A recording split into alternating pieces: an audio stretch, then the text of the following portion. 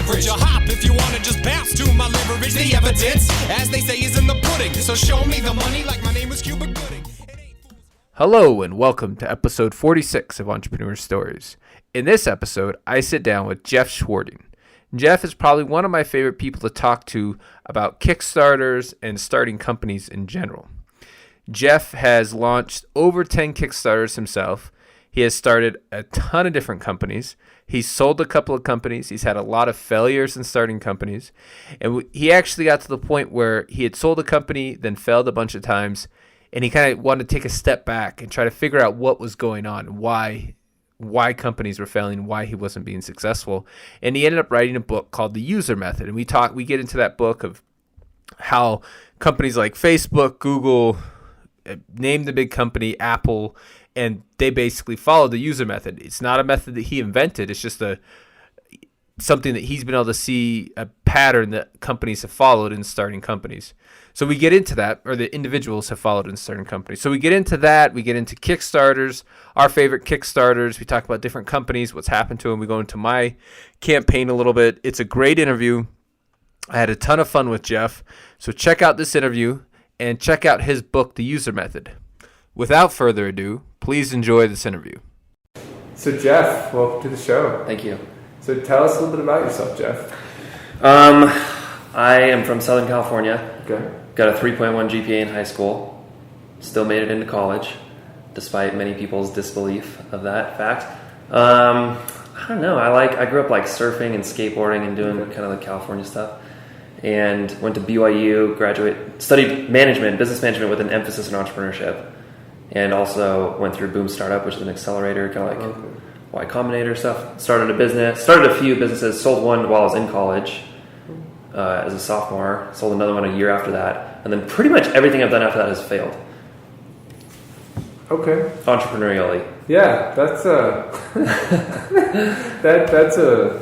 interesting. And then subsequently wrote a book because I realized like everything I'd been taught in school and kind of like popular academic theories on entrepreneurship are either, there's like this Venn diagram I like to draw, either false or useless, or in some special cases both, right in the middle section there. Yeah, that's the problem with college, I feel like. Well, yeah, because like, I don't know, well, yeah. A lot of it's just useless information. Yeah. It's like, yeah, that's true, but can you do that? Yeah. Like, no. It's like, oh, everyone that started a computer company in whatever, they got big like around the time of Microsoft or Sun Microsystems, all that stuff, like they all had access to a, computer lab or something. It's like, that's cool, but like, what am I going to do with that information? I can't use that to do anything in the future. Yeah. So it's useless. Like, yeah, sure, it's true, but who cares? Yeah. Anyway. No, it's true. I mean, I went to law school. Yeah. And I have a law degree. And then I got an LLM.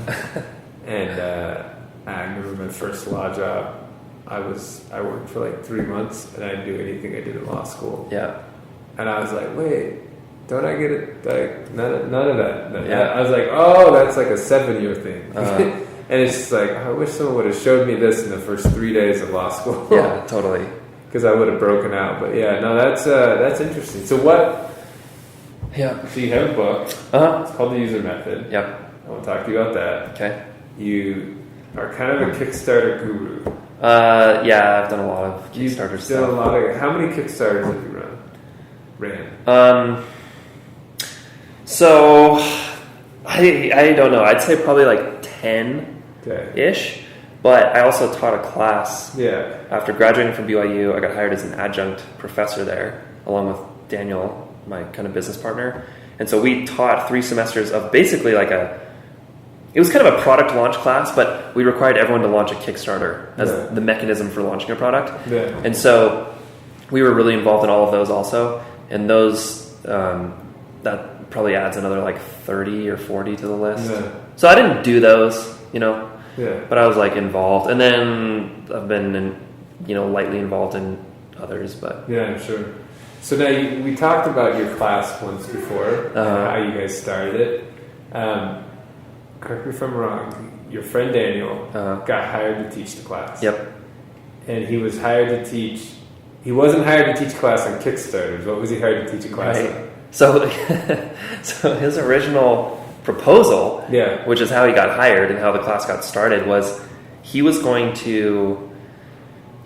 So he went through the business program as well at BYU, and he was sick of like hearing about how you should manage a company, and he was like, "Why don't we just manage a company?" So he proposed to the Marriott School, "Why don't we just have students actually run a company? So for a semester, you'll have a student be the CEO, someone else will be the CFO, whatever." Yeah. So they liked the idea, I guess, and got it through. And then, like the day before it was going to start, or a week before or something, he was telling me about this, and I was like, "Well, what company are you going to use? Like, who's going to like donate their company to have a bunch of students run it for a semester?"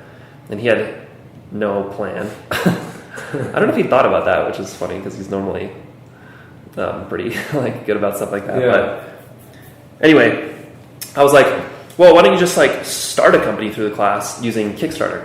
Because it's awesome. Because it's kind of riskless, you know. Yeah. Like you don't have to buy inventory. You don't have to. There's a lot of stuff you don't need to do if it doesn't work." So anyway, that's what we wound up doing. But the faculty didn't find out we were doing that until like halfway through the semester. Yeah, and they weren't super excited when you guys were at a meeting, right? Like, because when you told me the story, it made me laugh so hard because you guys are at a faculty meeting. And you guys are going around like talking about your class. And you guys are like, "Oh yeah, by the way, we changed our whole class." Yeah. So we're at a faculty meeting. There's a bunch of professors around a table, and the head of the entrepreneurial department is at the head of the table. And everyone just kind of goes around and gives an update on how their class is going, and everything's fine. And then we give our update. And I don't remember what we said, but we're like, "Oh, we have like whatever 3 or 4 Kickstarter projects about to launch," and the head of the department was like, "You're doing what?" And everything, it's one of those moments where like the room goes totally silent and everyone's freaking out, like anxiety levels are spiking. And we explained what we were going to do, and he was like, "That's not what we agreed on." And anyway, it was too late to stop us though at that point. So he's like fired. But then the next meeting, the Kickstarter projects had launched, and one of them did really well really early on.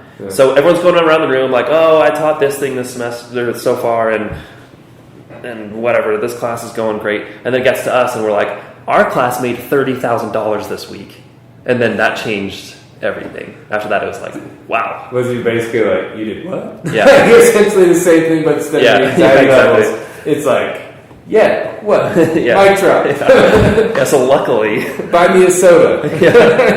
Luckily that went well. And then the class we did it for 3 semesters. Each class would do like $60,000. Which isn't, there are plenty of projects doing $1 million or plus. But a different time though also. Yeah. Because that was how many years ago? That was like 2 or 3 years ago. And 2 or 3 years ago, raising $30,000 was big. Like people, because nobody was doing like $1 million really at that point.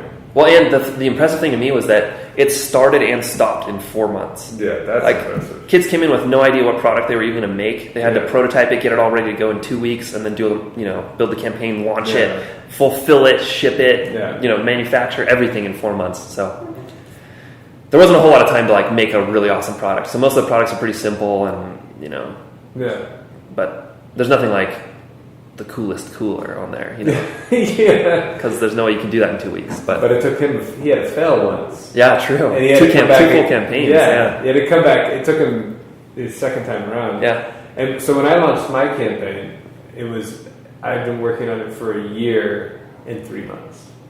Wow. So to give like a little perspective on like where my product development was. In contrast, but I think campaign like Kickstarter has completely changed. To the point where if someone doesn't do $100,000 now, I just think, oh, well, you're not relevant. That's harsh, but I just think like you should try something out. Right. Like your product. Because like I even think if you don't do over 300,000, like I seriously feel like you look at companies that do under 300 and you never see them again. One's above 300 and you're like, oh, okay, that's kind of. I feel like that's kind of the threshold. I haven't got there myself, so we'll see. But that's irrelevant. But I don't know. I personally like. I look at my bag and I'm like, oh, that's neat, but like, what have we really accomplished at this point? But so when you were doing that, you did 10. What was the most successful one you guys ran? We made this thing. It's called the linear calendar. I'm sure if you like type in linear calendar on Google right now, it'll be one of the first, 4 results or something. But so we did that. It did I think 25 or so on Kickstarter, but then we continued to sell it on our own site after that. Okay. And kind of tried to because the day your Kickstarter project ends, there are still people going to that page that want to buy it, but now they can't, right? Yeah. So we tried really hard to shift all that traffic to our site. So we did another 10 grand or 15 on the site. So total it did $40K in a month and a half. Yeah. Which was way more than we expected. Yeah. I was thinking we'd make $2 grand. Yeah. And it was kind of just to try it out and see, Yeah. But it got featured by Kickstarter in their newsletter. Okay. Yeah. And then also Fast Company picked it up, and PSFK and a few design blogs. Yeah. But fulfilling that was a nightmare. Yeah. Because it was just my partner and I, just two of us. Yeah. We had to, and the guy that made the calendars is awesome, and he's the only person that we could find in the United States that could print this thing for some reason. Yeah. But they were a little we had to cut some of the edges off and stuff because they weren't cut quite straight or whatever. Yeah. We had to do this with 1,000 calendars and then roll them up into these tubes, cut the tubes, which by the way you just can't do without a power saw. I tried doing it with scissors for the first few, and I was like, this is not going to happen. And then I got the flu in the middle of it, so I'm rolling up calendars and then throwing up and then rolling up calendars, and it was right before Christmas, so we had to get them all out that week, Yeah. Anyway, it was so much work, but it was fun. So what's interesting is there's a lot of people who talk about how to run a Kickstarter, and you guys kind of get into that. What I find most interesting is the post-Kickstarter, because there's been a lot of cool products on Kickstarter. There's been some really cool ones out of BYU where kids have run, and they're cool things. But then Kickstarter ends, it's the company ends. Yeah. Have you thought about that a lot? Because since I'm kind of in that space, I always think about, okay, what did they do or what didn't they do that I should be doing or shouldn't be doing that I'm doing? Post Kickstarter? Yeah. Because I find it to be the most fascinating part about it, because Kickstarter is not really a company launch as much as a product launch. Right. Because so many people, it's we have this product, and I don't know the reasons, but so many of them just stop there. Yeah. I don't know. For us, we probably could have kept selling a lot of the stuff we did, but it just wasn't worth it. Yeah. You get so many sales in 30 days that once it's over, especially at the scale we were doing, where we're doing everything's under 30, 40 grand per project, it's okay, that's going to dive down to $2,000 or $1,000 a month after that, just on our own website or whatever. Yeah. And it's just, then now instead of doing all fulfillment in a week, I have to do it every single day. Yeah. For $1,000 a month. And then what are your margins on that? It's $500 a month, for this. It's just not worth it. Yeah. Unless, I don't know. I could see if you have a huge campaign that does $1 million in the first month, if that will turn into whatever, 300 grand a month after that, okay, now it's probably worth it. Yeah. But for $500. Well, I think even some of the campaigns with done $1 million have disappeared. Yeah. And I don't know. I think some people look at a margin, they get out, and they're wait, if I cut all these corners, I can get out with $200,000. Right. And they just get fixated on that. And I think they're gone. Yeah. And I think other ones are mismanagement. Yeah. But because, the Tesla guys. Yeah. Those guys are 1,000 times better backpack designs than I am. So much better.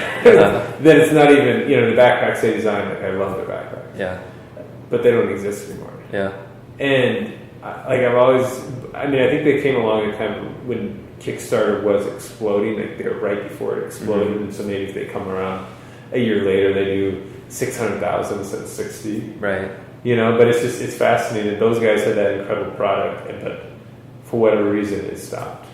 Yeah, well, I know with them, manufacturing was really tough. Yeah. Really tough. And I think they wound up with zero margins after everything, which is, I think, pretty common.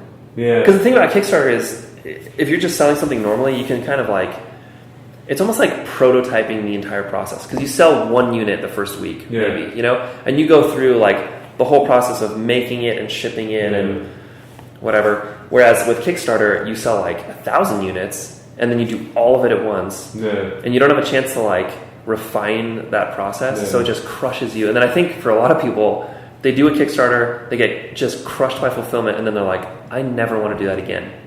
And so they just don't. Yeah, no, that might be. I think that's true because you always hear these horror stories about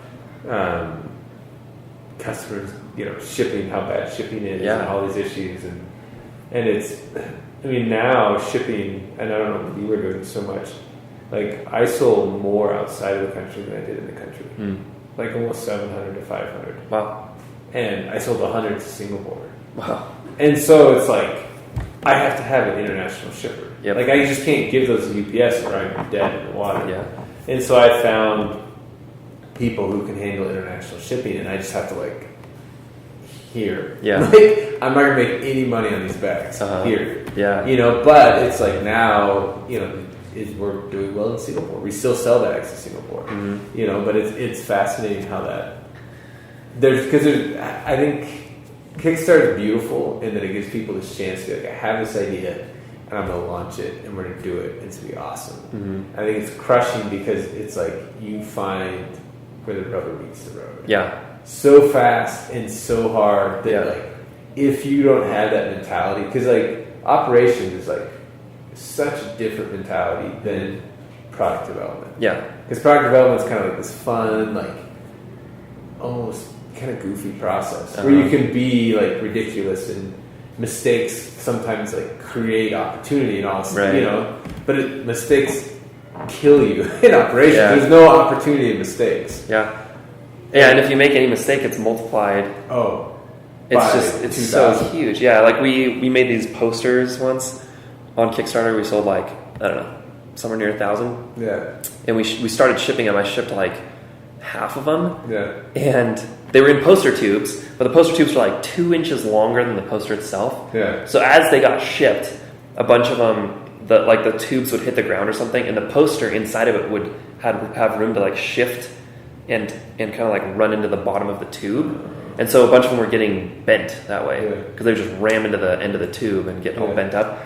And so, but we didn't find out until we'd shipped like 400 of them. Yeah. It's like, that's devastating. Yeah. Because now everyone that got one is going to ship them back, right? Because we were like, oh my gosh, this is horrible. We're sorry to everyone. Like, we'll make it up to you. Just don't even bother shipping it back. We'll just send you new ones. Yeah. But then I had already packed all of them at that point. We just hadn't shipped all of them. So then I had to unpack all the remaining ones and then repack them with like tissue paper and stuff. But anyway, it's like if we had just been doing that non-Kickstarter style, just like the way businesses normally start, you would have known by shipping like 3 units maybe. Oh yeah, you would have got an email and like snipped. Yeah, like the first like 2 or 3 customers is like, hey, it got here damaged, and then you're like, then you fix it, Yeah. But this way you ship hundreds, and then find out, and then you have this huge problem to correct. And it's brutal. It's really brutal. Yeah. Well, yeah, I think you've run into like, so I did operations before. Yeah. That was like, that's all I ever thought about. And I found that you had to like walk through, like in sports, you have like the walkthrough before the game. It was like you had to walk through every stupid step. Yep. As dumb as it seemed, and I had people who worked for me in the first day, we'd be like walking through something, and I could tell they were like, oh. And then something would happen, and you could see it like happen in their head where they're like, oh, I wouldn't have thought of that in a million years until we got problems, and you're like, okay. See, like, and so it was so, like, and that's why operations are so hard, because they're so, like, meticulous. Fragile. And they're just like, and you have every, like, behind it, like, the littlest corner, you could just be devastated. Yeah. Like, something that the smallest thing could just destroy you. Yeah, totally. I think that actually, like, there were a few campaigns we ran that didn't really go anywhere. Yeah. And then once we started shipping, though, I was so glad they didn't, because like they just, the operations were not tightened at all. And if they'd been big campaigns, we would have just lost loads of money. Well, it's like the coolest cooler guy. Yeah, that's the one that like is so heartbreaking. He went bankrupt. Yeah, he had $13 million in sales, and still people haven't got their coolers. Yeah. I mean, he's trying. I heard he's trying, and he's Right. like doing everything he can. He's like, hey, pay an extra $40 and you can get one and stuff like that. But Yeah. he's just nuts. I mean, that would be so devastating. Because you think, like, if you do 13 million revenue, I can at least make $1 million. Right. Like, if I make $1 million, I might be mad, but it's like, I have $1 million. Like, I can sleep at night knowing I at least got one. Yeah, it's nothing. I know. And it's lame, too, because now he's still obligated. Oh, you know, yeah. he feels obligation to perform. Oh, yeah. So now he's working his butt off for nothing. Nothing. Or for negative money. Oh, yeah. That's yeah. So Kickstarter's awesome. I just feel like if you just were to like sell, I don't know, 10 units of whatever you're going to do on Kickstarter first, Yeah. just to kind of run through like the walkthrough, you know. But Yeah. you need to. The thing is with the walkthrough, you need to actually ship it to people, Yeah. including internationally. Yeah. See if it gets there undamaged and everything, and then Yeah. correct stuff, and then go to Kickstarter. I don't know. No, I mean, I do think that that's something, a step that, like, because right now, the videos are the big push, and the price of the videos are crazy. Yeah. Like, I'm getting quoted for videos, like, we're getting ready to do another one, and I'm getting quotes from, like, hey, wait, that's not how much you charged me last time, and they're telling me, like, oh, if you go in California, it's going to cost you $30,000. What? Yeah. Wow. Like, people, and I know someone, there was one, and they did a multi-million-dollar campaign, but allegedly, they paid over $100,000 for the video. I believe it. And it was the card, there was like a card. Oh, coin. No, coin wasn't Kickstarter. There's some card where you can like put all your Coin? maybe. I don't think it was a Kickstarter, but they did basically like a Kickstarter style campaign on their own website. Okay. But But- some, you can put all your credit cards in. Yeah, and yeah, some in the- yeah, and their video supposedly costs $100,000, and now Yeah. every videographer is using that and saying like, look, this is how valuable it is. to Yeah, you. it's a joke too. If you go through, so we were like pretty analytical about Kickstarter as much as we could be because we don't Yeah. have all the data. But my friend Daniel and I, when we were teaching the class, we'd go through and see like what seems to matter and what doesn't. Yeah. And from the campaigns we looked at, video quality doesn't matter that much. Yeah. You can have a bomb video and just tank your Kickstarter. Yeah. Because what matters, what's paramount is obviously demand for your product. Yeah. Like, do you just have something people want? Because if you don't, there's nothing that can save you. Yeah. And then second was image quality. And video quality is probably way down the list, honestly. Pricing is Yeah. probably more important. Yeah, pricing's huge. And the image quality is super important because, like, if you're trying to get picked up by blogs or Instagram accounts or whatever, no one's going to post your video. At least the big ones won't. Like, Fast Company's not going to post videos. Yeah. You know, like, whoever, PSFK, like, New York Times, they're not posting videos usually. Yeah. They'll post a picture of your product. Yeah. So if that's not awesome, then the big blogs won't even pick it up because they don't want to make their blog look bad. Yeah. And then, anyway, so the video thing, I don't buy that it's worth it at all. Yeah. I think you do it on your iPhone, and like as long as you get the point across that of like what your product is, that you're a competent person who can pull it off, you know, then that's it. Yeah.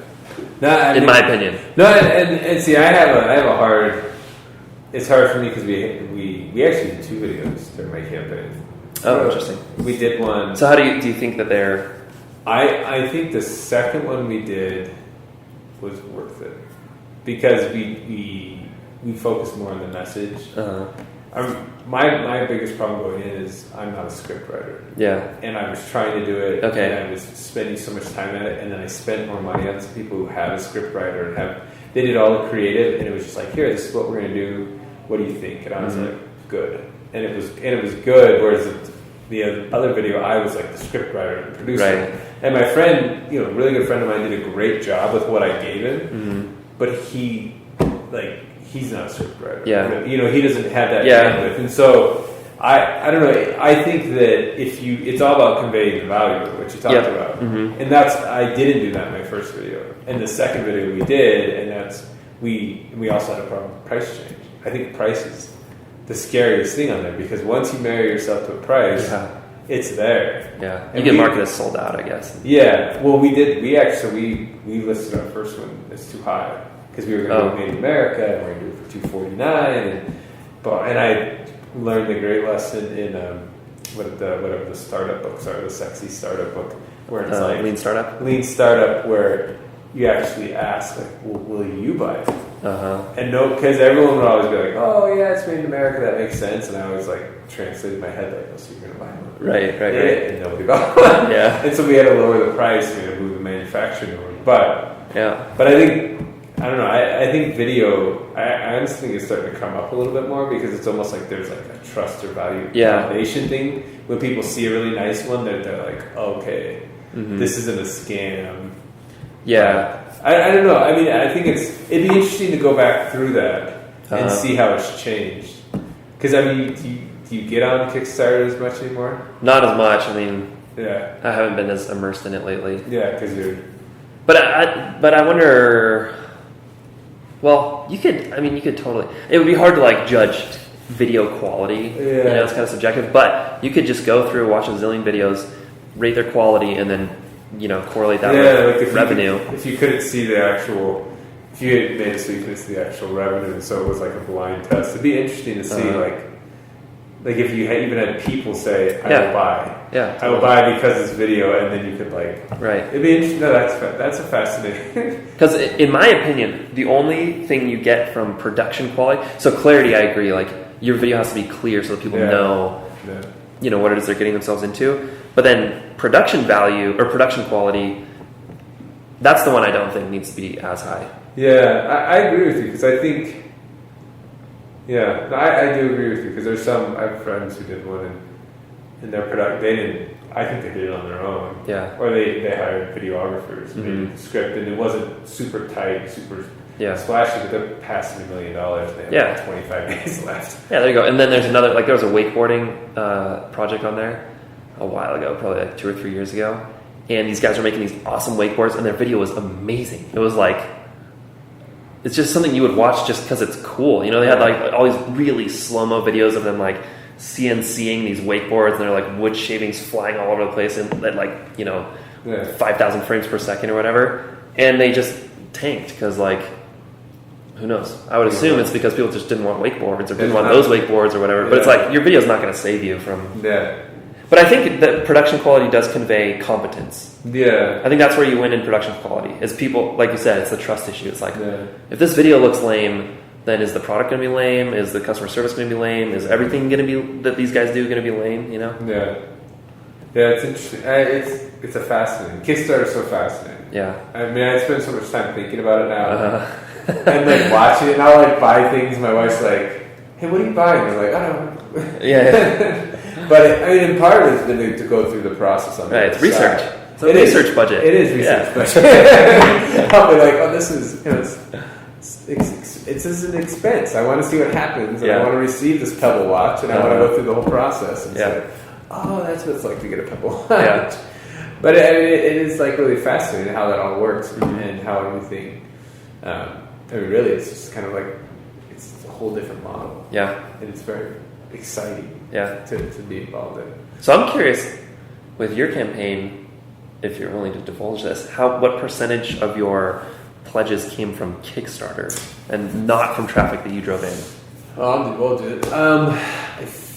So when I was at about 200,000, it was 50-50. Whoa. Yeah, and so you were one of the more popular projects then. I don't know. So here's my caveat. So it was about 40%, I think, in the end. 40. Wow. And here's the one thing. So it used to be you couldn't get any tracking data on Instagram. It was like dark traffic. Like that's what Bitly calls it, dark traffic. Which I always thought was very cool. Ooh, dark traffic. And I found what I think was like something we could leverage was you can pay Instagram accounts not that much money that have over 1 million followers for 20 posts. And so I would pay them, and we just had so much traffic that was untrackable. And so what I think what happened was Kickstarter, because all these spoiler alert to everyone who sees these big huge campaigns on Kickstarter, they make all the money off Facebook. Or they make the vast majority of it, 50% of it, a third of it, Facebook ads. Yes, Facebook ads. It's driving so much traffic. And I think Kickstarter started picking up on that. And that they were in their algorithm, and I've never heard this from anyone, but since I've like watched it so much, in their algorithm, I think they penalize you if they can see you're driving a lot of Facebook ads, and so it pushes you down.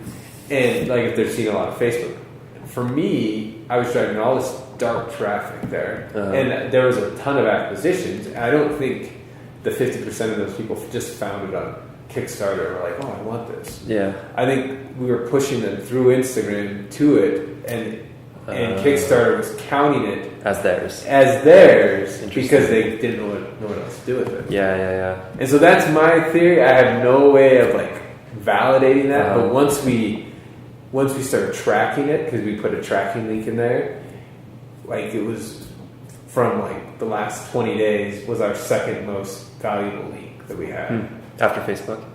No, not you. Oh yeah, there was one Facebook ad that did pretty well. But I mean, so I think the majority of our campaign came through Instagram. Interesting. Yeah, because so there's this like debate that I've had with myself, which is whether or not it's worth being on Kickstarter at all. Because you can do a pre-launch campaign or pre-sales campaign anywhere on your own site and not pay Kickstarter 10%. Yeah. And like, are they giving you 10% at least? Are they covering that 10% that they charge in free, 100% free traffic that you're not working for at all, right? I think they do. I don't know. I look through a bunch of campaigns. I think it depends on what number it is for you. Because I think your first campaign, I think it's definitely worth it. Like if you have no social presence and you've never been... Well, because here's the cost. Here's the cost is, and maybe you found a good way around this, but you drive huge traffic to your Kickstarter page. Yeah. It lasts for 30 days. Yeah. 30 days ends, and now what?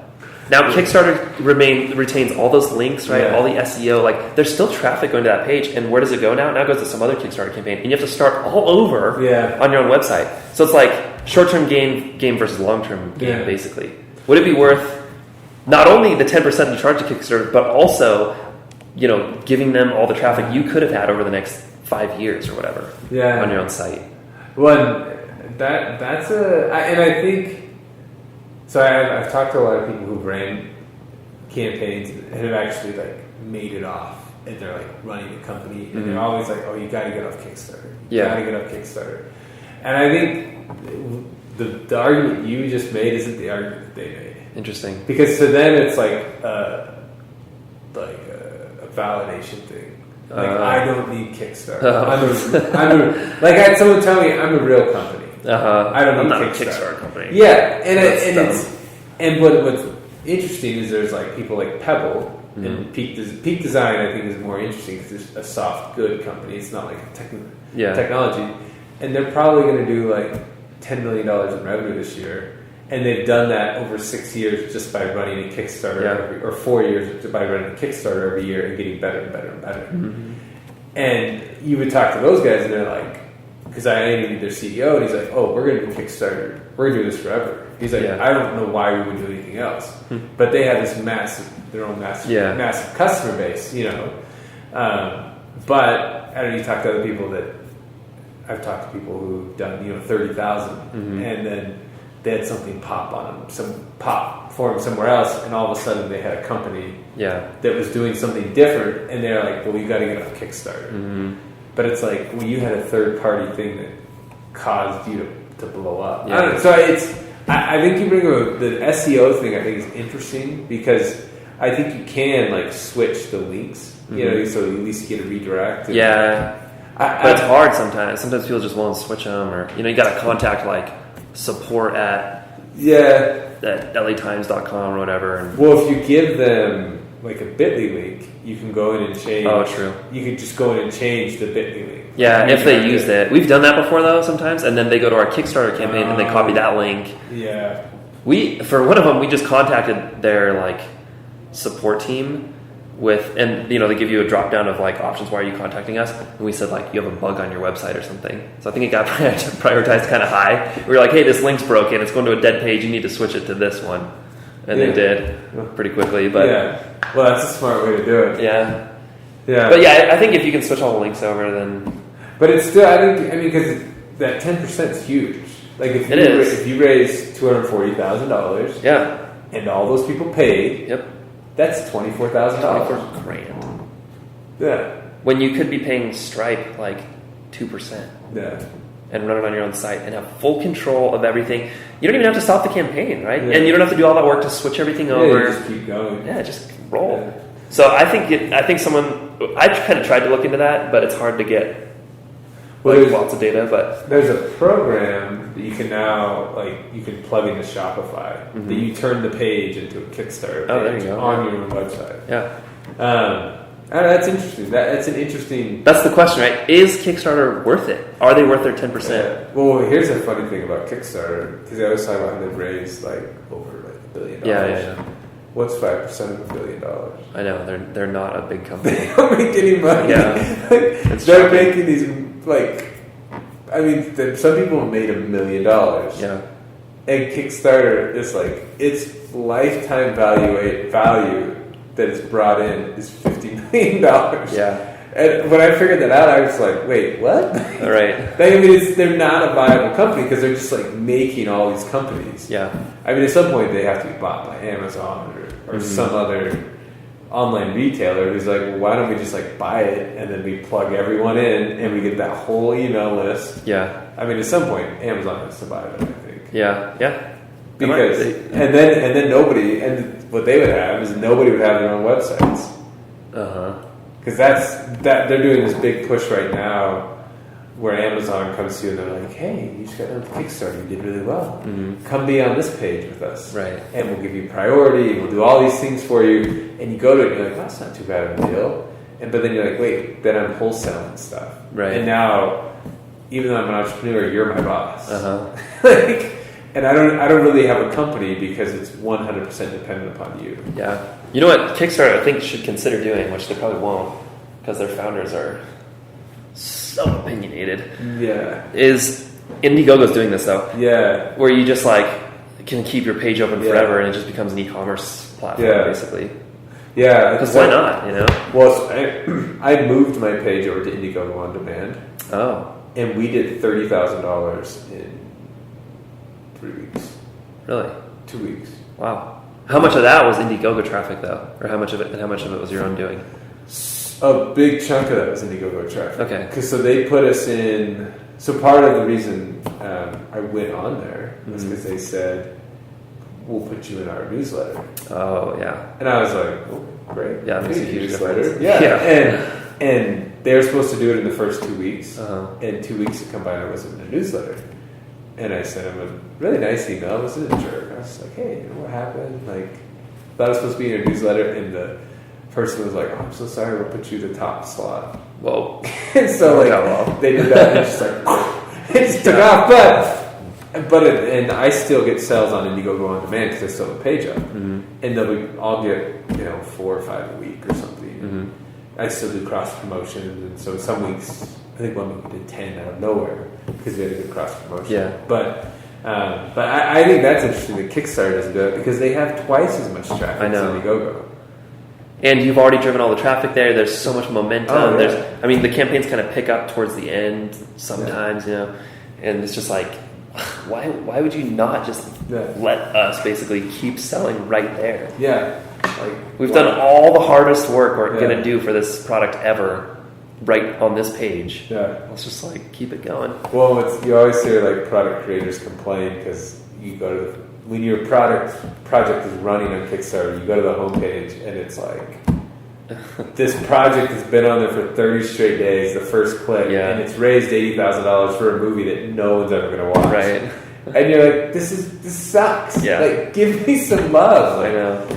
But it's annoying to me how it seems like I've done, I don't know, I've watched a bunch of videos of interviews with the founding team. Yeah. So maybe something else is going on there, but I just think that the founding team is super opinionated, and the reason they started the company was for creative projects, and they really want to keep that going. But it's been shown over and over and over again that Kickstarter is just a pre-sales platform. Yeah. That's where how most people use it, and they just won't give into that. You know, they keep trying to push all these indie projects and stuff. And it's like, that's cool, but that's just not what you are anymore. No. You know, just like embrace it. You know, but whatever. I almost wonder by doing that indie platform that push things, what's going to get them to sell for a lot of money. Yeah, because it keeps them like they're not just an e-commerce platform, right? And I think that if that's the route they're going, I think that's why Amazon has to buy them. I mean, one, they're the biggest because they were the first. Yeah, they ran a really great company and positioned themselves. But in the end, like, I mean, they're doing something right because they're still the biggest. That's where you talk to any consultant who like has their head on straight and isn't getting like, you know, a ton of favors from Indiegogo. They're like, just go to Kickstarter. Because there's some people who can get a lot of favors from Indiegogo where they put your product on the front page and they give you lots of love on their newsletter, and people do it and they'll raise $1 million on Indiegogo, but it's like Kickstarters. That, I mean, it's still the key. No matter, and all these annoying things. And it's so funny, you get around people who ran a lot of Kickstarter campaigns and they're just like, oh gosh. This. And then everyone has like a complaint and they're like, oh, I hate that thing. But in the end, it's like, well, where else are you going to go? Yeah, like, I know. Everyone, even if I were to launch another product that was, you know, Kickstarter-esque, I'd probably just go right back there. Yeah. Even though I'm skeptical about the value, but yeah. But yeah, we actually, in the class, that one of our students launched the exact same project on Kickstarter and Indiegogo simultaneously. Yeah. He did like a little over 10 grand on Kickstarter, and I think $0 on Indiegogo. Wow. So it's unbeatable. Yeah. It's basically the question is never Kickstarter or Indiegogo. The question is Kickstarter or not Kickstarter. Yeah. Like Kickstarter versus your own site or whatever. Yeah. But never. Why would you get Indiegogo? Makes no sense to unless like you said, they're going to promise you a bunch of stuff. Yeah. But if not, why would you be there? Yeah. And it's not that, if anyone listening, it's not that hard to get a lot from Indiegogo. I've had many conversations with people who have connections to Indiegogo, to the point where I'm like, oh, it's not that exclusive. Yeah. To get, I mean, and I didn't know that. I had a great relationship. I have a great relationship with Indiegogo because they helped me out really well. And, you know, we get $30,000 on there after our campaign closed. But it's interesting. Mm-hmm. It's so like far and away less effective than Kickstarter. Yeah, it's interesting to me. Like where like, I mean, maybe someday they'll catch them, but I don't know. It's kind of how everything works, though, right? Yeah. Like, there's only one Instagram, even though there are like 100 Instagrams. There's one. Yeah. Facebook, Amazon, Walmart, whatever. You just have that power curve in like every area of life. Yeah, that's true. It's like once you get that name, it's so hard to take that name. Game over. Yeah. You just become synonymous with that thing. Yeah. Like Kleenex or chapstick or whatever. Yeah. Yeah. They actually would Xerox takes out ads in every bar magazine in the country to say like Xerox does not need copy. It's for like their trademark purposes on there. Yeah, kind of an aside there. But so we went on this really interesting Kickstarter tangent. But the problem is I think about it so much, and my wife can only take so much Kickstarter conversation that when I talk to someone who's like ran a couple campaigns or ran one, and they've dealt with it, it just kind of digresses. Yeah. So I get it. So I'm sure someone who's planning on running the campaign will appreciate that digression. And so let's talk about your book. All right. You talked about how you sold 2 companies, and then everything else has failed, and then you wrote a book. Yep. Is that kind of... That's kind of how it went, yeah. So how many companies did fail before there was like the aha moment that pushed the book out? So I wouldn't really call them companies because they were mostly like products, you know. But we did... So we got funding. It was me and 2 other guys originally, and then the 4th joined us. And then at various points we were doing all kinds of crazy stuff. Like for a while there, we started a marketing firm for Kickstarter projects because people kept asking us to, basically, because we had done a bunch. And anyway, and so we had like 12 employees at one point for that, and we kind of like, you know, we're all over the place in terms of headcount.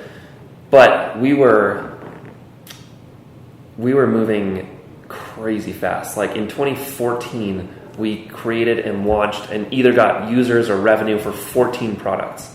And some were software and some were, like Kickstarter style, like physical products. But anyway, we were just on this frenetic pace because we were like, we thought at least, believed, and I still do, even more now, that if something's going to work, it starts working really quick. Like, within weeks of launching it, whether or not it's going to go somewhere. Yeah. And so we would launch something and we'd watch it for a couple weeks. And if it didn't start picking up, we were like, well, forget this. Let's go to the next thing. Yeah. And so, but nothing worked. So we were moving to the next thing, more than once a month. But in the beginning, we were hardcore believers in the lean startup. Yeah. And then we kind of went through that whole process a couple times, and even while we were doing it, I was like, this doesn't make any sense. Like, this is too inaccurate. To think that asking someone what hypothetical product they might buy for some hypothetical price in the future to solve some, hypothesized problem, to think that is going to be an accurate representation of what happens when you actually build it and try to sell it to them is, way off. Yeah. And so anyway, basically all I learned through that whole time was that I had no idea how to start companies at all. Huh. Even though I had done it a couple times before, it mostly was just getting lucky. I didn't plan on, you always plan on it working, yeah. But it's not like I went into it with a plan this is the plan that works. Yeah. 300-page business plan. Yeah. This is plan C. Right. C part 2. Okay, worked out. Yeah, exactly. I'm a genius. Yeah. And so it's just mostly got lucky. And then, so I started those first 2 companies. They both kind of worked, to their scales. And then, completely miraculously, both got sold. Yeah. And then I went to business school, basically, and started learning all the lean startup stuff and all the, contemporary entrepreneurial hype.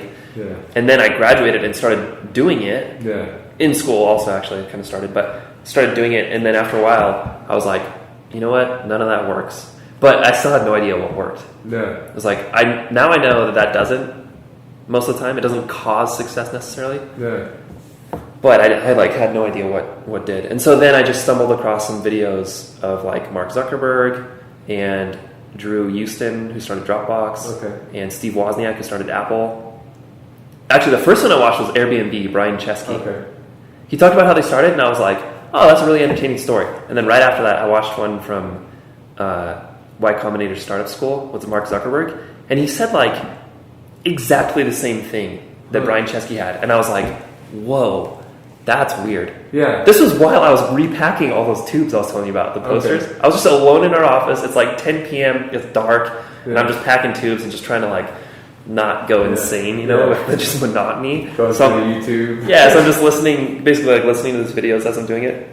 And anyway, I kind of Mark Zuckerberg tells the story of how he started Facebook, and I was like, that's shocking, kind of, that he said basically the same words that Brian Chesky just did. And then as soon as I heard those two, I was like, oh my gosh, that's exactly how I started the first company that I started, which got sold, and that's how this other company that I know of got started, and this other one, and I was like, okay, there's something here for sure. Yeah.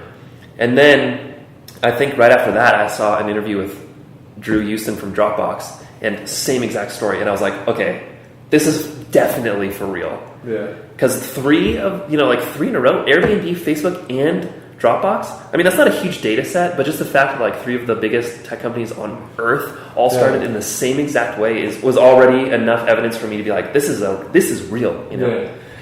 And then I think the next one I watched was Steve Wozniak, who started Apple. Same exact story. And then I found the list is literally endless. There's no end to companies that start through this process.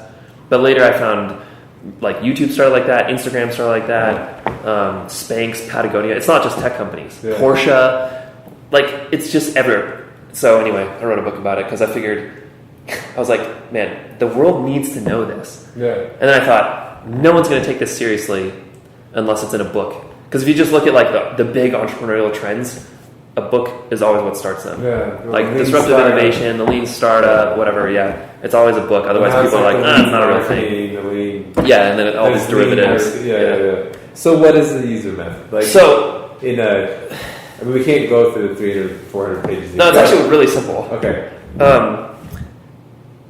I'm going to give it to you in contrast to the lean startup. I'll just like pick a fight with the lean startup. Okay. I'm excited about this. So the lean startup basically says, hey, to start a successful company, well, if you're going to make something innovative, you're going to have a million hypotheses, and you don't know what the answers are. Like, you don't know if people even have the problem you're trying to solve. Yeah. And then you don't know if your solution's any good. And down to the specific features, like if you're making a new like to-do list app, you don't know whatever, like if people want bullets versus checkboxes versus, however they want it. And then you don't know if they'll pay for it, you don't know how much they'll pay for it, blah, blah, blah. So you need to go out and talk to a bunch of potential customers and ask them all those questions and like validate these hypotheses, right? And that there are a million problems with that, but number one, in my opinion, is no one has done that. Like, where is the evidence, right? You'd assume that if something works a bunch, it's going to produce loads of evidence. Yeah. Like natural selection with, Darwin, like the finches and stuff, like the ones that had shorter beaks, if they were most adept to survival in a certain environment, you'd expect to find the most of them, more of those than finches with longer beaks or whatever. So, but this theory of a lean startup, like, it has produced nothing that I can tell. Even in the book, there's not a single example of a company that actually did it and succeeded. It's always like, oh, well, Google did this little one piece of it once. And then, like, Quicken did this piece once. But it's like, do you have any stories of someone who did it start to finish and it worked? And there's not one. And anyway, so that's problem number one, right? Is like, everyone just believes this thing with no real reason to. Yeah. I mean, it makes sense. That's why I think people believe it, is because, like, you read it and you're like, oh, duh, of course this will work, But anyway, no evidence. And then the other thing is, every company that they talk about in there, including and especially Eric Ries's company, InView, had massive funding. So they could spend 9 months getting it wrong. Yeah. They had employees. They had, like Eric Ries talks about in the book. He's like, oh, we had this hypothesis that users would want this feature. So then we set up a meeting where we'd bring 15 of them in on a Friday and have them like look at the feature and tell us what they thought. But if you're like a dude in your garage starting a company from nothing, who's going to go get 15 people to show up? Who has the time? Where do you start? So the amount of resource it requires to do it successfully is so beyond what most true entrepreneurs have. Yeah. Like, if you're working at a normal company, I get it. And in fact, Eric Ries isn't even like, he's not the guy that was coming up with the ideas. Someone else told him, hey, we're going to make this chat thing. It was like the CEO or something. And then he just starts kind of doing it, Yeah. So anyway, if you're like an employee, that makes sense, right? Because sure, you can ask a million questions. Anyway. So, 1 second. Sorry, my bad. Change batteries. Go again. So, I don't know. I think... what you're talking about, so the first thing, the problem was like the resources to go and Yeah, so the resources are just huge, required to be able to pull off that kind of... And then you start asking yourself, well, what kind of data set is going to be representative? Like, how many people do I need to talk to before I'm confident that the answer is right? Because especially the earlier you are in the process, the more wild the responses you're going to get are, right? Because it's not like your product isn't clearly defined. There's like no scaffolding at all. Yeah. So I've done this, which is why I have such strong opinions of it. I've done hundreds of these interviews. And especially when you're working in like the concept phase, it's crazy. Like, it's way more bewildering than it is enlightening to go ask like 5 people what they think. Because I'll give you like these answers that just blow your product out into something that it wasn't originally, and now it's going to be like 10 different products because everyone wants something different out of it. And so anyway, to combat that, you have to do like 150 interviews, to finally find like that core theme or whatever. There's just a million problems with it for the true entrepreneur. Basically, my opinion is the lean startup is for the 1%ers. Like for the rest of us, people that have raised like $1 million. But for the rest of us that like don't have $1 million and like can't quit our jobs and just like dedicate, 80 hours a week to this stuff, it's not going to happen ever. Unless you're willing to spend like 4 years kind of just chipping away at it. But even then, anyway, there's a better way, right? Because even then, we still have no evidence that this works.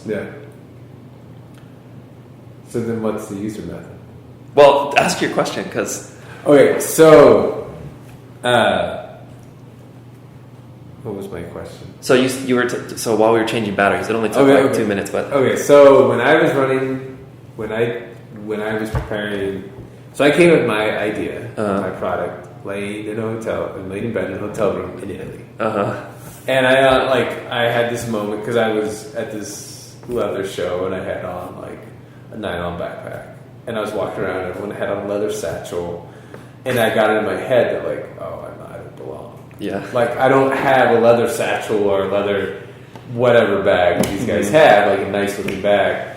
And I was like laying in bed, and I happened to travel for the year up to that point. I'd travel 2 to 3 times a month.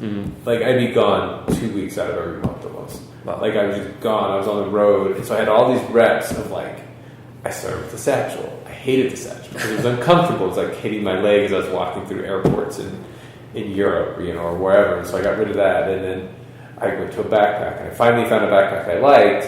But then I was like, wait, it's like a little kid. It's like a college kid backpack, or something you would take hiking, like the exterior look of it. And then I was there, and it kind of all hit me. I was like, I need a backpack that's both. Yeah, that can do both things. And I would tell people, and they'd just be like, I don't see it. Yeah. My wife was like, I don't get it. She was like, that doesn't make any sense. Yeah. But I was just like, no.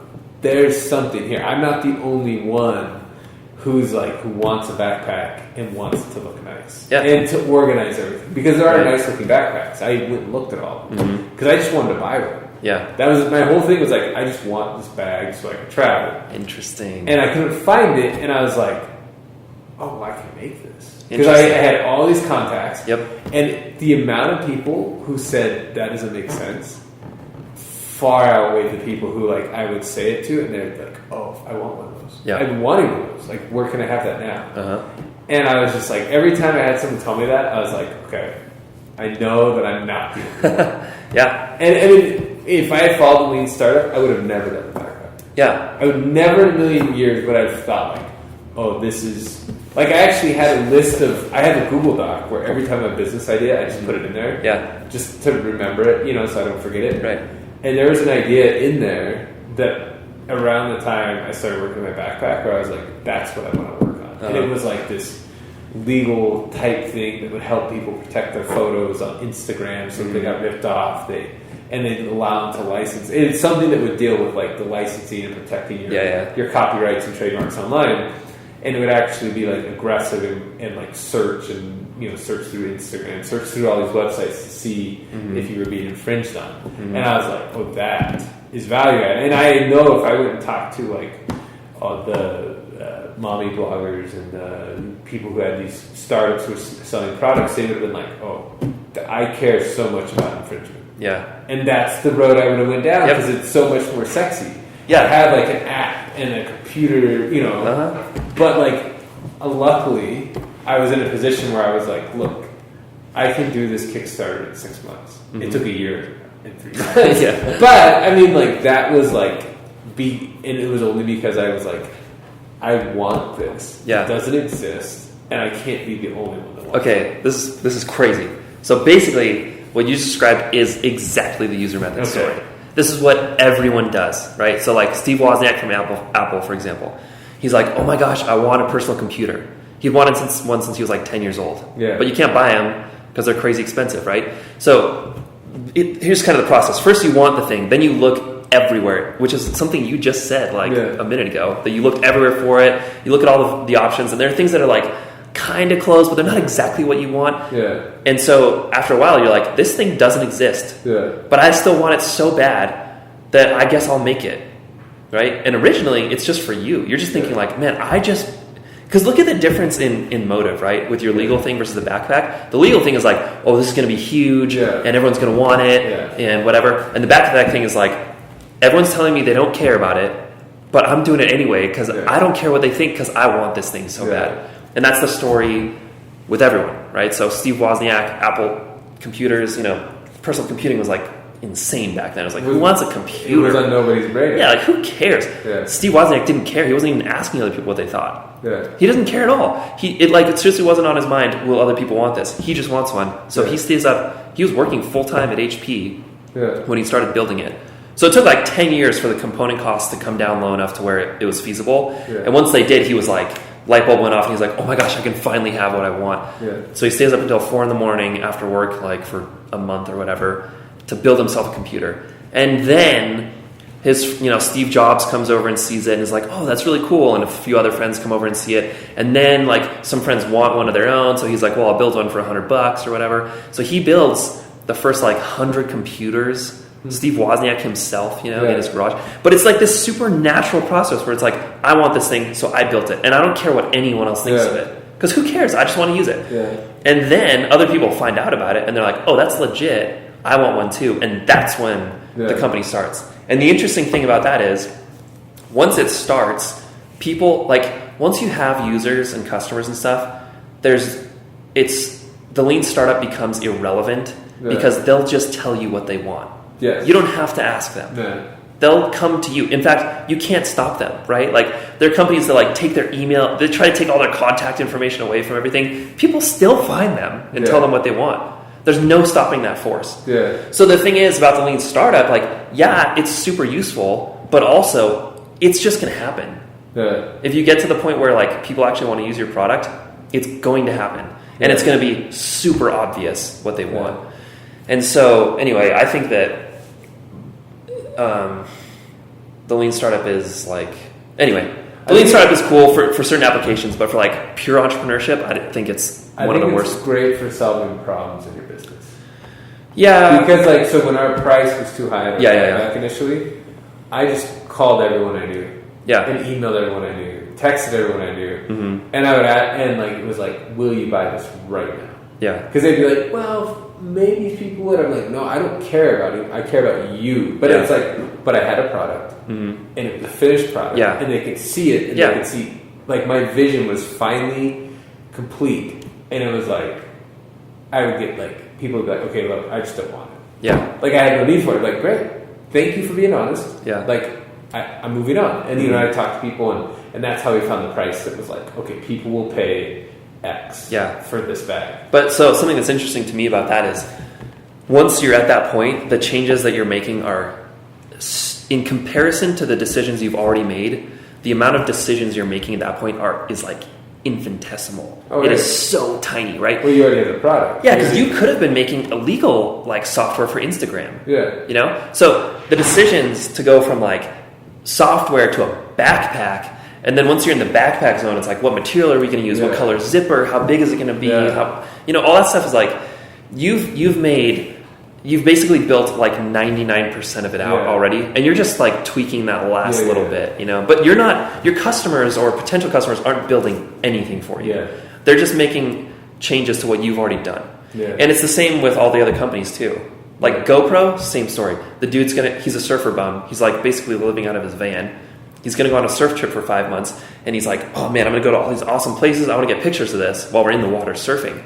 So he goes around, looks everywhere for a camera that he could like bring with him on a surfboard, which, I mean, they're waterproof cameras, but like, where are you going to put it? You don't have pockets, and you're in the ocean, and Yeah, you're going to drop it. Yeah, so he can't find one, so he's like, oh, I'll just buy a waterproof camera and make like a harness. So he basically made the first GoPro like in his van, takes it out surfing, takes the pictures, comes back, develops them, and at that point he's like, oh my gosh, these are awesome pictures. And then the light bulb goes off, and he's like, there must be so many other people that want that. So many other surfers is what he said. Yeah. Which is funny because like the surfing market is so tiny. Yeah. He still doesn't get it. Yeah. And anyway, so then GoPro becomes a product, and then customers or his friends or whatever start asking for different features, like, hey, because it was originally on film. They're like, hey, we want digital. Or, hey, we want a wide-angle lens or whatever. But it's like, by that point, GoPro basically exists, and now we're just making adjustments to it. Like wide-angle lens, digital versus whatever. But like, the idea of an action camera,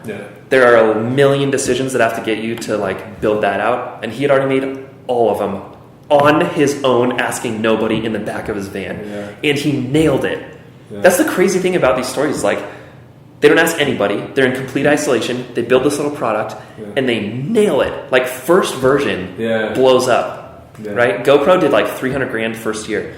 Facebook, just everyone kind of knows that story. But Mark Zuckerberg built Facebook in a week.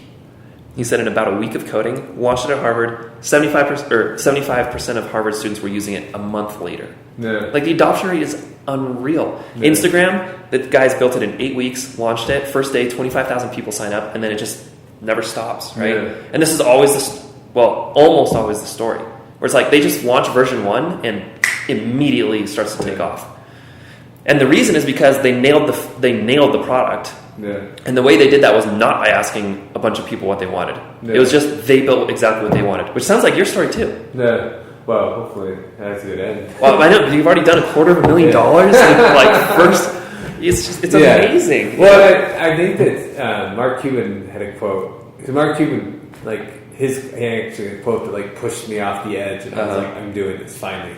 But he had this quote where he was like, stop asking your customers what they want and tell them what they want. Interesting.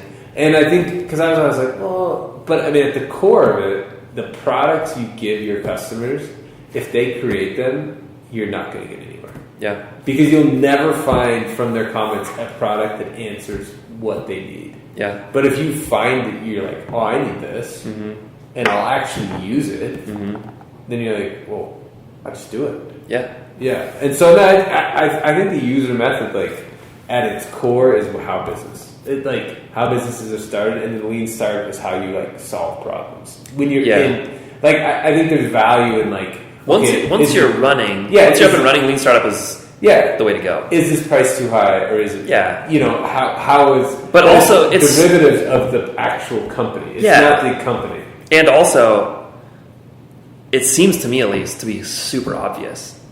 It's like, of course you're going to go ask people. How else are you going to figure that out? Yeah. Duh, go ask people. Yeah. Or test it, right? Ask people by just building it and seeing how they respond. But it's like, you don't need to, that's not a, that's like just duh. Everyone's going to do that if you're a relatively competent person. Yeah. You know? Anyway. No. That's the big rant about it. Because I wasted personally huge amounts of time believing in and executing on the lean startup philosophy. Huge amounts of time.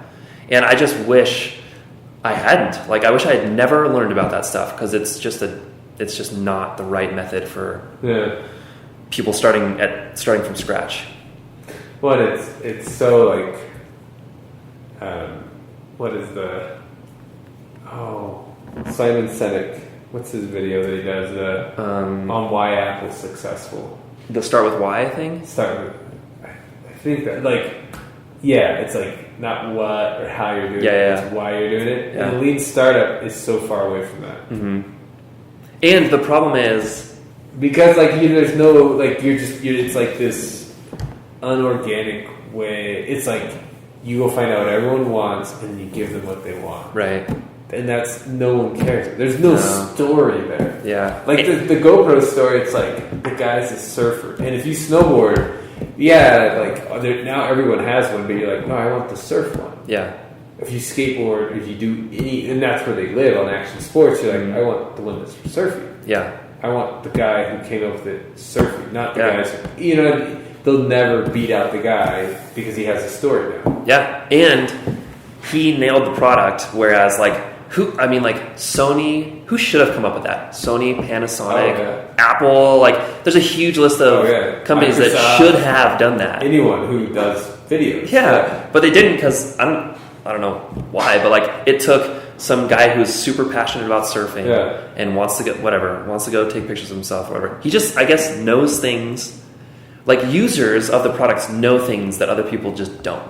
Yeah, you can't think of. And it's such little things. Yeah. That I don't know. I mean, I agree with you. I think that's a fascinating. I think that's a fascinating thing that you've caught, and that people have been dancing around. Mm-hmm.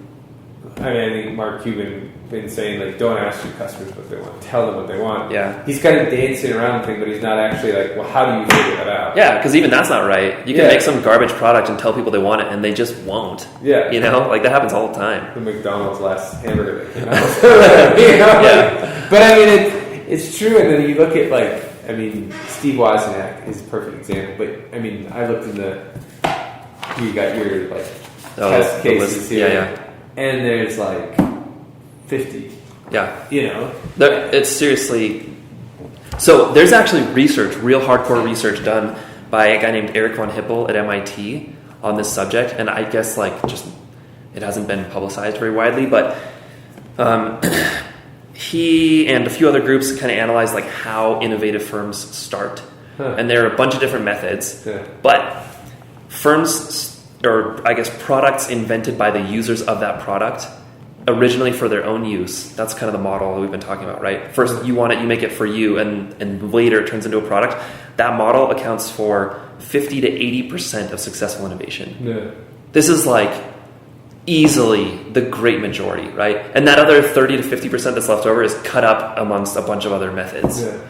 So, yeah, this is it. This is it. This is the number one strategy, number one method. There's nothing in the history of humanity that has produced more successful innovation than this has. And that's just because it just is the most effective method. Yeah. Well, when you want something, you're passionate about it. Yeah. And you pour, that's when the stories come out. That's when because you want something. Yeah, and it indicates demand, right? You can't sell a product that people don't want. Yeah.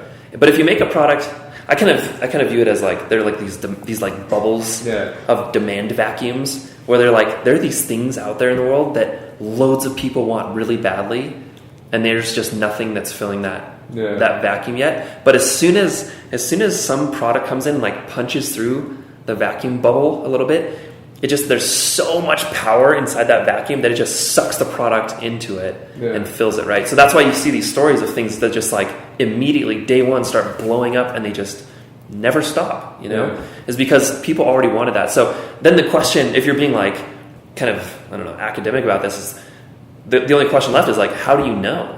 How do you identify those, right? Because if there was a real easy way to do it, they'd all be filled already.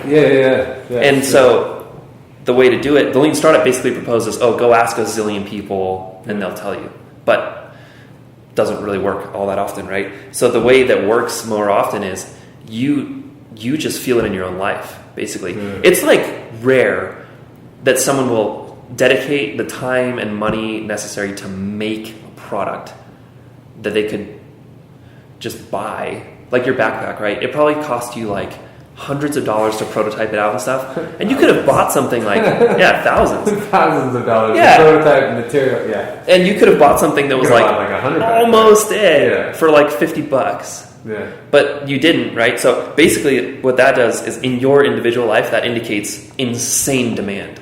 You wanted that thing so bad, the demand was so deep within you that you were willing to go way out of your way to make it, and so that's the powerful part of this, because you're not willing to make everything you kind of want. The threshold where you decide, forget it, I'm just going to make this thing, is really high. You have to really, really want that thing. So anyway, that's how you know what's how you can know what's highly demanded generally is those things that you have wanted so bad that you've just made them. That's where the magic is. It's not the things where you're I think I want this thing. And then you hear about this book or whatever, this method, and then you're and I could make $1 billion doing it, So then you make it, then your motives are all off, and you've kind of blown the whole system. Because now we don't know why you want it anymore. It's do you want it because you want to be a billionaire, or do you actually just want to use this thing? And that's way different.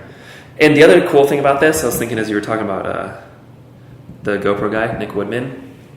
Think about the life he's living now. He could have started your Instagram legal software or whatever, and woken up every morning, and he had just had a job basically. Gone to work and convinced himself that he cares about legal software. Or he can just keep surfing and skiing and driving race cars, right? And be a billionaire in the meantime. Which life do you want to live? Do you want to wake up every morning and work on a product you actually don't care about, but a bunch of people told you they wanted it?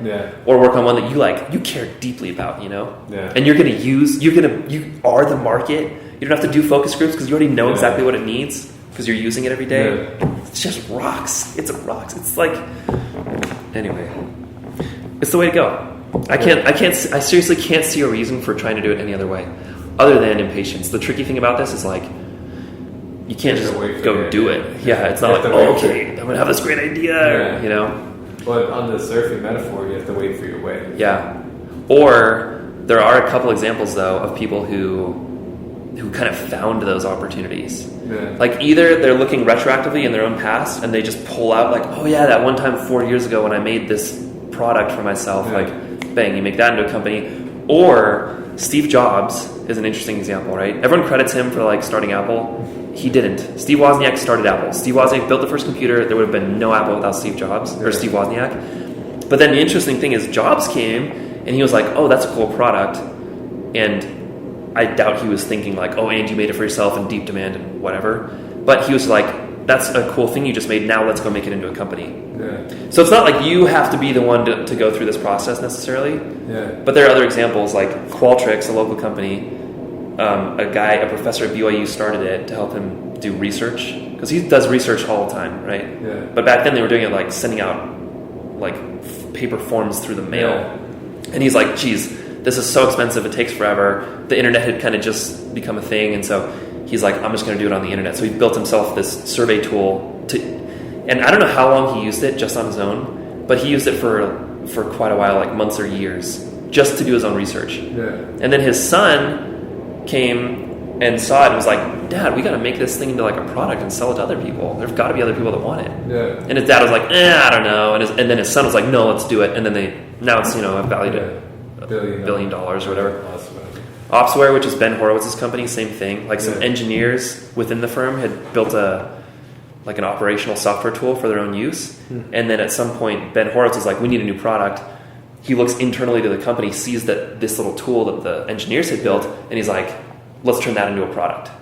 And so anyway, that's maybe a better way to kind of control it, is like look for these things that people have already created for their own use and then, bring them to the world as products. But yeah. No, that's interesting. But it's just, I've done it both ways.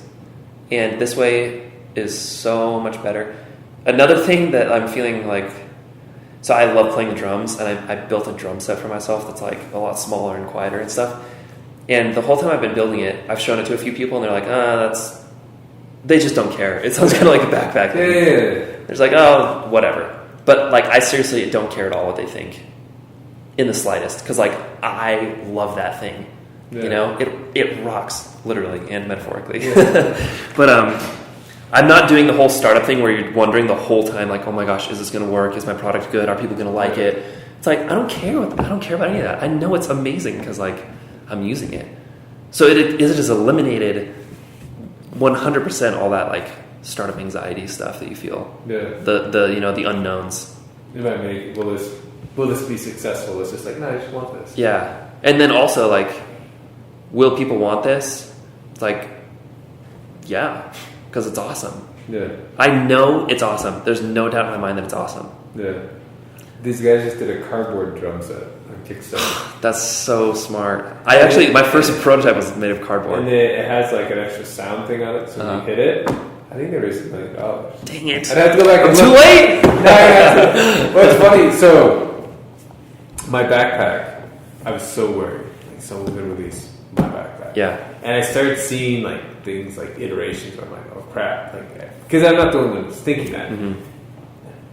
15 days before I launched, these guys launched this backpack that looks so similar to mine. They didn't knock me off. They're from the East Coast. Yeah. But at one point, I wanted to have it so it could carry camera equipment. Mm-hmm. And I was like, I want it so it can do everything. And then about halfway through, I was like, we'll get rid of this camera crap. Like, I don't use cameras like what I wanted. Uh-huh. And they tried to do everything in theirs, and they raised like $80,000. You did 240. I did 240. Interesting. And I was when I saw that, I almost cried. I honestly did. I was like, it's over. They beat me. Yeah, for a year and then, working on it. Yeah, the whole year. And then we launched mine. And I remember looking at it, and I was looking at it one night because I was just like, look at their page, and they'd raised like $60,000 or whatever before I even launched mine. Yeah. And I was just like, crap. And I was looking at it, and I was watching their video. I was like, they're doing too much. they're doing too much. And then like I remember I passed them like 2 weeks later. Yeah. And my funding like I went That's right by him and I was like, okay, I made it. You know what's interesting about that, kind of to this point again, is like the way you made the decision to not include camera stuff is just you're just like, I don't care about camera stuff. Yeah, I don't have cameras because I was trying to appeal to a larger market, and then I was like, wait, I don't care about cameras because the bag had to be different, had to be bigger, had to look. And I was just like, I don't want any of that. Yeah. Like what I want is the bag that I can take to work, and that's it. Yeah, this is blowing my mind because like I keep hearing this over and over, right? The same story where people are talking about how they made their product, and you hear a lot of like, I wanted it that way, or like it was for me, or whatever. And you're saying the same stuff, right? Like I didn't care about camera stuff. So you didn't put it in, and you didn't talk to anyone about that. Like no testing or whatever. It's just you're just like, this is the way I want it, and you make it, and you do 240, and they do 80. Yeah, kind of fun. Yeah, I won't mention their name, but I've looked at their campaign page a couple of times and been like, yeah. But I think I don't know. I mean, maybe they had worse marketing or something, but yeah, maybe it was that. But I also think on that point, like, there's all these like people kind of get the same ideas at the same time. Like you look on Kickstarter, it's almost you look on Kickstarter and you see the big one, and then you see the one that's like a week later. Yeah, and it's so often, and it's just like who executes on the product development better? Yeah, who executes on like what is actually like the most important part of it? And I think the most important part, like when I talk to people, and they'll be like, I talk to them about the leather, and people just like lose their mind because I'll be like I'll pull like my brother-in-law bought one, and he came into my office, and I pulled out some leather, and I started talking to him about it. We were smelling the leather, and he was like, I can't wait to get my bag. That's awesome. And like the leather is like such a small part of it, but it's like I'm so passionate about leather because that's what I did for a year and a half. I like traveled all over buying leather and like learning about it. And it was like, this is my bag. I can do whatever I want with the leather. Like, no one can, like, this is my leather, you know? Like, I can pick the tannery I want. I can get exactly, you know? And so, but I mean, that's like the look and the feel. Like, that's what people are buying. And it's like, it has a functionality, but it's like, people put it on, they're like, I can walk anywhere. Yeah. I don't know. I should be interviewing Nailed you, it. but I'm talking about myself. Well, it's interesting. I mean, you are yet another, I seriously, now that I've like noticed this pattern, I see it like all the time. All the time. Just stuff like this, you know? Just meet people and talk or watch videos or whatever, and it comes up. Because it works. Yeah. Right? Yeah. Endless evidence that this works. Yeah. Anyway. So, written a book. Yeah. Had success. Had some failures. Yeah, loads. Now you're working for someone else. Yep. What's the, like, there has to be an itch to get back out on your own. Oh yeah, definitely. I think I was kind of spoiled with the first company that just happened to like work and then get bought out by a competitor. I was in college. It wasn't a huge company by any means, but I got, the offer was 2 times my yearly profit before interest, taxes, all that stuff, EBITDA, you know? Yeah. And it was like pretty sweet, you know. I was like, oh, this is awesome. I'm like, I can make as much money as I would make over the next 2 years anyway, but do 0 of the work. And this isn't something I want to do after I graduate anyway, so like this is just perfect, you know. So I sold it, but anyway, I got kind of like spoiled by that because I was like, oh, this is simple, you know. The first thing I tried like worked, and then I sold it, and then after that I was like, I can totally do this, and I wanted to. I was like, now that I've done it, I know I can do it, and now I just want to do it bigger, you know. So yeah, I can't shake that. Yeah. Like, and maybe that's a total fallacy, and maybe I'm not capable of this and whatever. But yeah, I'll die an unhappy man if I don't at some point make this work at a much larger scale. Yeah. I think that's, and I think some people are like made to be entrepreneurs. Yeah. I think there's like Davis Smith from Cotopaxi said that it's like a hubris thing. And I was like, maybe it must be, because like I've never been good at working for people. Yeah. Because I get to a point where I'm like, whenever someone like puts a salient, I just get disengaged. Yeah. Because I'm just like, oh, you just want me to do this? Okay. Yeah. And like, even though I don't want to, it's like my mind just like checks out. Yeah. And I think that working for myself, there's no option. I mean, granted, you lay in bed at night, you're like, holy crap. Right, every night. Holy crap. Like, Yeah. you know, we'll all lay in bed next to my wife, and she'll be like, well, how are we going to solve this? And I'm like, I don't know, we'll get there, it'll happen. And I can tell she's just like, so, not annoyed, but just like, why did I marry this man? Yeah. She's like, because I moved that I was supposed to be a teacher. Really? And I was like, that sounds interesting. We got married, and then I was like, let's go to law school. And I was like, I work a lot, but, and then that didn't really, like, materialize for a couple of reasons. Uh-huh. And now I'm, like, an entrepreneur, and she will, like, talk to people, and she'll be like, he's happier than he's ever been, like, with his career, but it's just, like, I think it's the runway. Because you're talking about how you sold your company, but it's like, okay, look, we can make this much money doing X, Y, and Z. Yeah. And then you're like, okay, we can do this. And then you can save money or whatever. But it's like getting to that point is so hard. Yeah. And that's, I think, what the thing that like scares people off. Or they start and they're just like, oh, I'm not making money right away. Right. Yeah, it's tricky. I think for me, actually, I've thought about this a lot lately, but the thing that I want is more than kind of anything in regards to entrepreneurship is the impact. Like, I love the business that I sold, the first one. It's still running under like a third owner and it's still doing well. And it's so cool for me to see people using that product still. And like, I feel so proud of that. Even though it was like a way smaller business than most people would be proud of. Yeah. I'm so proud of the fact that like that product didn't exist and then I made it. And now for the rest of, as long as people still want it, like for the rest of whatever, the foreseeable future, it will still exist. Yeah. And I'm not even involved anymore, but that's so cool to me to like have that impact. And so, and now that I have a real job, the features that I've worked on there, the new features, it's a software company, so we're building new features all the time. The new features that I'm most proud of are the ones that have the deepest impact. Like there are things we've done to add whatever, like $2 million of revenue per year, and that's like cool. But the stuff I'm most proud of there is when, like, we just built a cancellation feature, and cancellation used to be a major pain.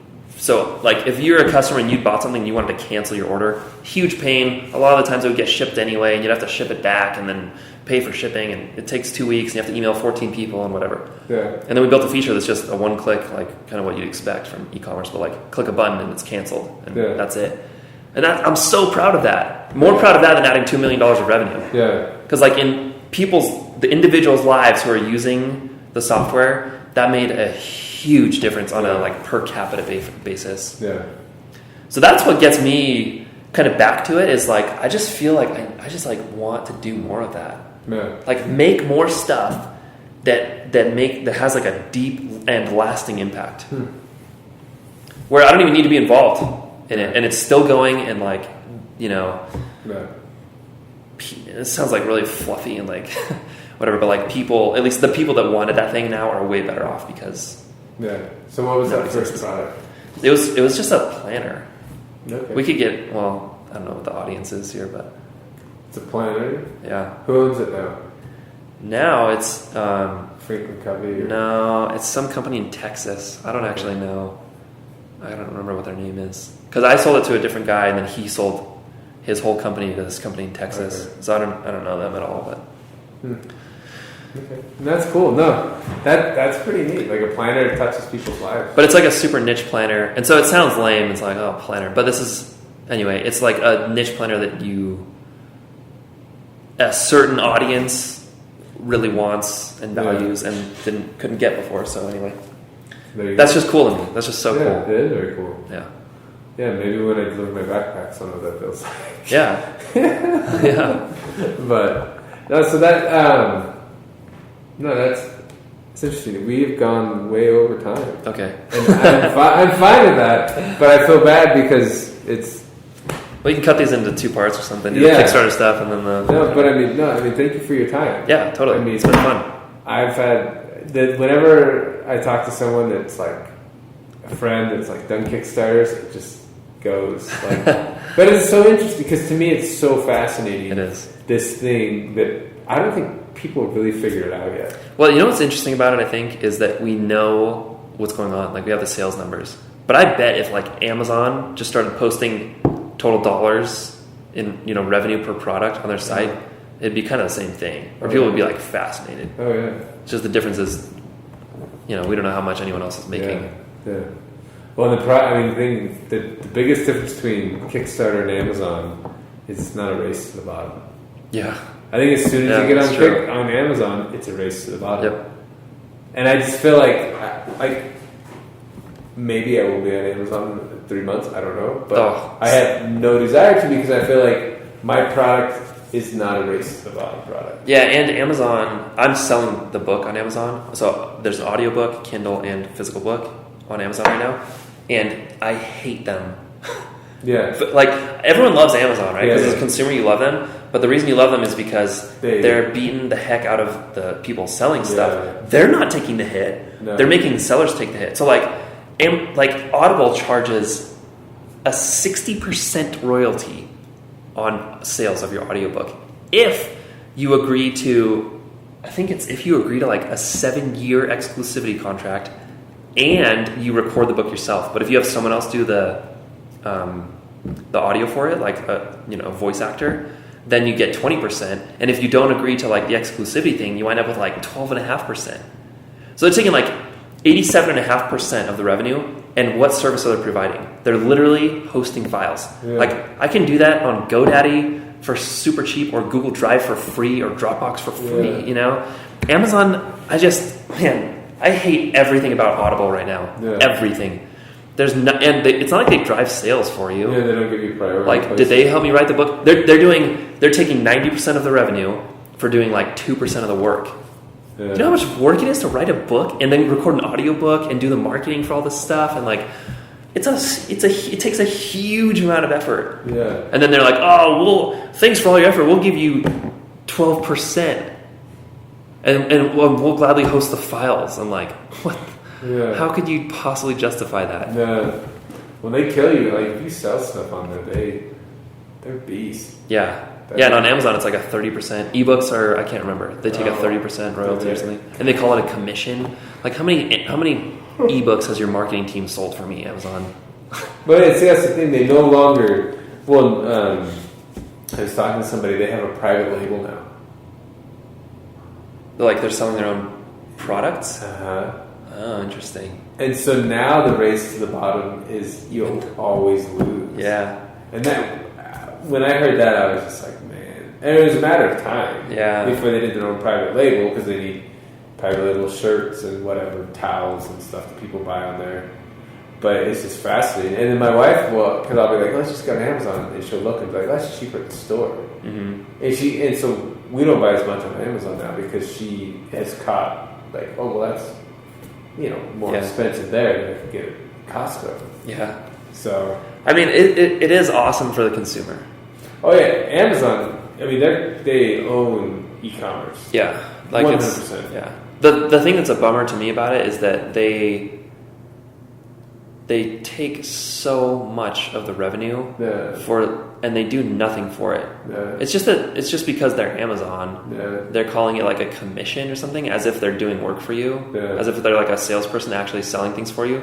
Yeah. They're not. You're selling stuff. You're still the one driving all the traffic, Yeah. and you know what I mean? So it's like, that's the part that gets me, is this mismatch of they're telling you that they're doing a bunch of work that they're not doing, but they're still charging you for it and whatever. Anyway, but it's, whatever. You have no other options, right, as a seller, so you just do it anyway. Yeah. And that's fine. Yeah. Huh. It's just the way it goes. Yeah, it's the way life is. Yeah. Yeah, it's cool. Well, thank you for your time, Jeff. Yeah, thank you. I had a great time. It's been fun to catch up and to dive into your book a little bit. I'm excited to read it now. I saw Porsche. I'm going to go read the Porsche story. Yeah, it's actually very short. You can read it in like probably 10 seconds. I'm very excited. It's kind of like a blog-ish format. Like, most of the chapters in here are like 1 or 2 pages long. Okay. So before we go, so the name of your book is The User Method. Uh-huh. Where can people buy it from you without having to pay Amazon? You can't. I didn't even bother. Okay. So it's fine. Amazon is... Go to Amazon. Yeah, buy it on Amazon. it rocks. That's great. Yeah, that's it. So it's in Audible. It's in audio format, ebook format, and I have... I started with like 2,000 copies of hardcover. Okay. So... And I have one. And you've got one of them. Yep. So did you sign it? I am about to. I've never talked to an author. Actually, oh yeah, no, I haven't. Okay, yeah, we'll get excited. All right, thank you so much for your time. Yeah, thank you. All right, awesome.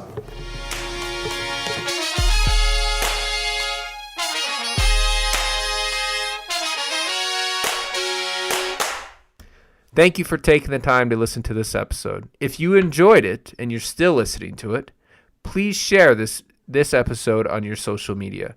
Let other people know about what we're trying to do here. Thank you so much for your time and have a great day.